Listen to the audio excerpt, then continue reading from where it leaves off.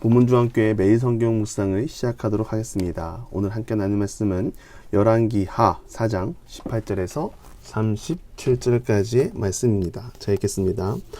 그 아이가 자라매 하루는 추수꾼들에게 나가서 그의 아버지에게 이르렀더니 그의 아버지에게 이르되 내 머리야 내 머리야 하는지라. 그의 아버지가 사안에게 말하여 그의 어머니에게로 데려가라 하매 곧 어머니에게로 데려갔더니 낮까지 어머니의 무릎에 앉아있다가 죽은지라. 그의 어머니가 올라가서 아들을 하나님의 사람의 침상 위에 두고 문을 닫고 나와 그 남편을 불러 이르되 청하건대 사환 한 명과 나귀 한 마리를 내게로 보내소서. 내가 하나님의 사람에게 달려갔다가 돌아오리이다 하니 그 남편이 이르되 초하루도 아니요 안식일도 아니거늘 그대가 오늘 어찌하여 그에게 나아가고자 하느냐 하는지라. 여인이 이르되 평안을 비나이다 하니라. 이에 나귀에 안장을 지우고 자기 사환에게 이르되 몰고 가라. 내가 말하지 아니하거든 나를 위하여 달려가기를 멈추지 말라 하고 드디어 갈멜산으로 가서 하나님의 사람에게로 나아가니라. 하나님의 사람이 멀리서 그를 보고 자기 사환 게하시에게 이르되 저기 수냄 여인이 있도다. 너는 달려가서 그를 맞아 이르기를 너는 평안하냐 내 남편이 평안하냐 아이가 평안하냐 하라 하였더니 여인이 대답하되 평안하다 하고 산에 이르러 하나님의 사람에게 나아가서 그 발을 아는지라. 게하시가 가까이 와서 그를 물리치고자 하매 하나님의 사람이 이르되 가만두라. 그의 영혼이 괴로워하지만은 여호와께서 내게 숨기시고 이르지 아니하셨도다 하니라. 여인이 이르되 내가 내 주께 아들을 구하더이까 나를 속이지 말고 내가 말하지 아니하더이까 하니 엘리사가 게하시에게 이르되 내 허리를 묶고 내 지팡이로 손에 대고 가라. 사람을 만나거든 인사하지 말며 사람이 내게 인사할지라도 대답하지 말고 내 지팡이를 그 아이 얼굴에 놓으라 하는지라. 아이의 어머니가 이르되 여호와께서 살아계심과 당신의 영혼이 살아계심을 두고 맹세하노니 내가 당신을 떠나지 아니하리이다. 엘리사가 이르되 일어나 여인을 따라가니라. 게하시가 그들보다 앞서가서 지팡이를 그 아이의 얼굴에 놓았으나 소리도 없고 듣지도 아니하는지라. 돌아와서 엘리사를 맞아 그에게 말하여 아이가 깨지 아니하였나이다 하니라. 엘리사가 집에 들어가 보니 아이가 죽었는데 자기의 침상에 눕혔는지라. 들어가서 문을 닫으니 두 사람뿐이라. 엘리사가 여호와께 기도하고 아이 위에 올라 엎드려 자기의 입을 그의 입에 자기의 눈을 그의 눈에 자기의 손을 그의 손에 대고 그의 몸에 엎드리니 아이의 살이 차차 따뜻하더라. 엘리사가 내려서 집 안에서 한번 이리저리 다니고 다시 아이 위에 올라 엎드리니 아이가 7번 재채기하고 눈을 뜨는지라. 엘리사가 게하시를 불러 저 수냄 여인을 불러오라 하니 곧 부르매 여인이 들어가니 엘리사가 이르되 내 아들을 데리고 가라 하니라. 여인이 들어가서 엘리사의 발 앞에서 땅에 엎드려 절하고 아들을 안고 나가니라. 아멘. 우리 삶 속에 채우시는 분도 하나님이시요 살리시는 분도 하나님이신 줄 믿습니다. 그래서 한 가정이 하나님을 믿고 하나님 안에서 위로와 소망을 구할 수 있는 것은 큰 은혜요 감사입니다. 수냄 여인이 오늘 말씀의 주인공이죠. 수냄 여인은 엘리사를 알아봤습니다. 여인이 말하기를 이 사람은 하나님의 거룩한 사람이라는 것을 알고 호의를 베풀어 줍니다. 이 또한 은혜죠. 사실 바알 앞에 다 나아가 숭배를 하고 있을 때 하나님의 사람이라는 것을 알고 섬기는 것은 큰 은혜요 축복입니다. 더 감사한 것은 이 여인은 그 시대 정서를 따르지 않고 하나님을 섬겼습니다. 그리고 마땅히 하나님을 경외하는 자로서 어떻게 행해야 할지도 알았습니다. 그 경외가 바로 하나님의 사람을 대접하는 것입니다. 사실 엘리야나 엘리사나 이 바알을 숭배하는 것이 익숙한 시대에 어디 가서 마음 놓고 잠을 자는 것은 불가능한 상황이 있죠. 아하시아 왕도 엘리사를 찾아오라고 할 정도로 이들의 목숨을 노리는 자들이 많았습니다. 그럼에도 이 여인은 용기를 내어 하나님의 사람을 알아보고 선을 베풀어 줍니다. 이에 대한 엘리사의 행동은 무엇입니까? 아들이 없는 여인에게 내가 아들을 낳을 것이라 말하죠. 그런데 이 말을 들은 여인이 말하기를 당신의 여종을 속이지 마옵소서. 나에게는 그런 일이 일어날 수가 없다는 것을 말하는 것이죠. 여러 가지 환경에 제약들이 있을 것입니다. 남편이 나이가 많다는 제약을 성경에서는 말하고 있습니다. 결국 사람의 힘으로는 할 수 없다는 것을 말하고 있고 이것으로 인해 당신이 바라는 일은 일어날 수도 없다는 현실적인 답을 하는 것이죠. 어찌 보면 여인의 말이 맞습니다. 우리는 이 땅을 살아가면서 결국 현실의 문제 앞에 멈출 수밖에 없는 인생을 살고 있습니다. 그런데 현실의 문제를 뛰어넘는 분이 하나님이라는 것 또한 알아야 합니다. 놀라운 것은 엘리사 선지자의 말처럼 아들을 낳았죠.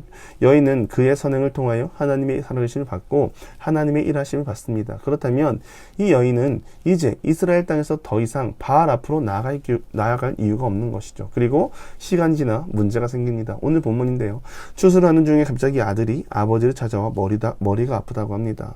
결국 그 아들은 어머니 곁에 머물게 되고 낮까지 어머니의 무릎에 앉아 있다가 죽습니다. 여러분, 힘들게 얻은 아들이죠. 정말 바라지 않았지만 하나님이 은혜의 선물로 아들을 주셨습니다. 그런데 이 아들이 죽게 되었을 때 낙심은 이루 말할 수 없을 것입니다. 여러분이라면 어떻게 하시겠습니까? 아마 지금 정서로 한다면 아들의 장례를 치르고 슬픔에 잠길 것입니다. 그런데 여인은 그렇게 하지 않았습니다. 여인은 자기가 마땅히 해야 할 바를 알았습니다. 그것은 생명의 주관자이신 하나님을 찾아가는 것이었죠. 그래서 여인의 행동을 보면 이제 하나님의 사람을 찾아갈 준비를 합니다. 죽은 아들을 하나님의 사람의 침상 위에 두고 문을 닫고 슬픔이 있지만 아들이 죽은 것을 알리지 않게 합니다. 그리고 남편에게 말하기를 사안과 나귀 한 마리를 보내라고 하죠. 그렇게 한다면 내가 하나님의 사람에게 달려가겠다. 하나님의 사람은 엘리사를 말하는 것이죠. 내가 빨리 달려가서 도움을 구하고 이 아이의 생명의 주관자이신 하나님께 맡기겠다고 말합니다. 그리고 남편이 하는 말이 무엇입니까? 초하루도 아니요 안식일도 아니거든 그대가 오늘 어찌하여 그에게 나아가고자 하느냐 말하죠. 우리는 이 부분에서 힌트를 얻어야 합니다. 일단 남편의 신앙은 생명의 주관자이신 하나님을 믿고 따르기보다는 상황과 현실을 받아들이는 성향이었습니다. 아내의 자세와는 다르죠. 그렇다면 아내는 어떤가요? 하나님이 그에게 베풀어 주신 은혜를 날마다 기억하고 살았습니다. 초하루 안식일에 늘 하나님을 예배하기 위해 하나님의 사람이 있는 곳으로 나아가 예배를 드렸다는 것을 알 수 있죠.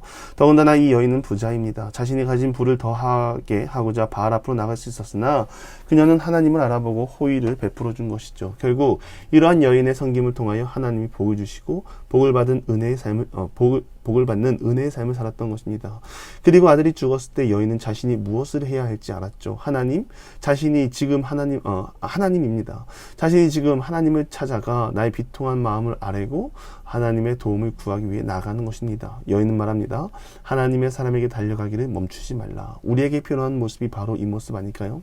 하나님을 향해 달려갈 때는 전심을 다해 달려가야 합니다.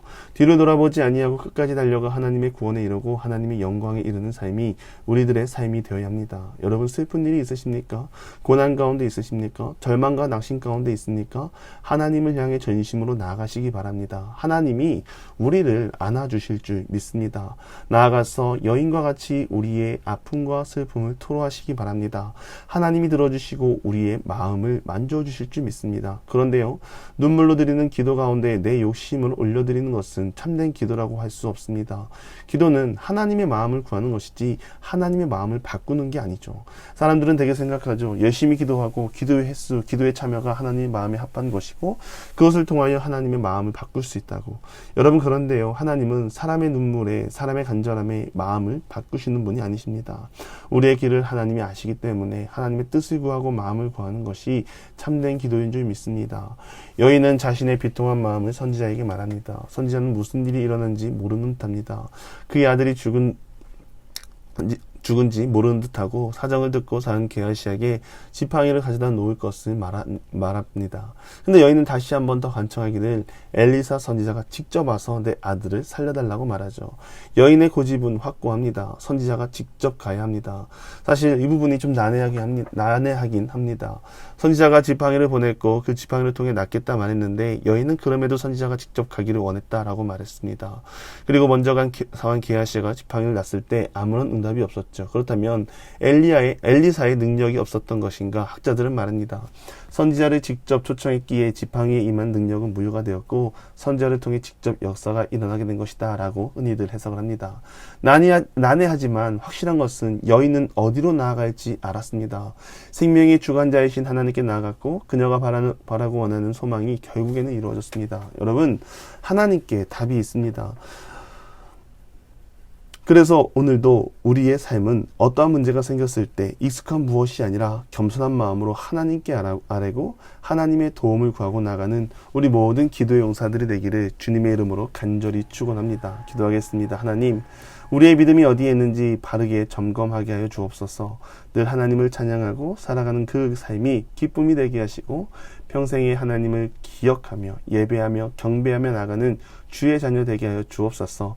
예수님의 이름으로 기도드리며 이제는 우리 구주 예수 그리스도의 은혜와 하나님의 극진하신 사랑하심과 성령의 감화감동 교통하심이 바른 믿음으로 주님을 사랑하고 하나님께 모든 시선을 맞추고 살아가기 소망하는 사랑하는 부모님과 함께 모든 기도의 용사 위에 이제로부터 영원토록 함께 하시기를 간절히 축원하옵나이다. 아멘.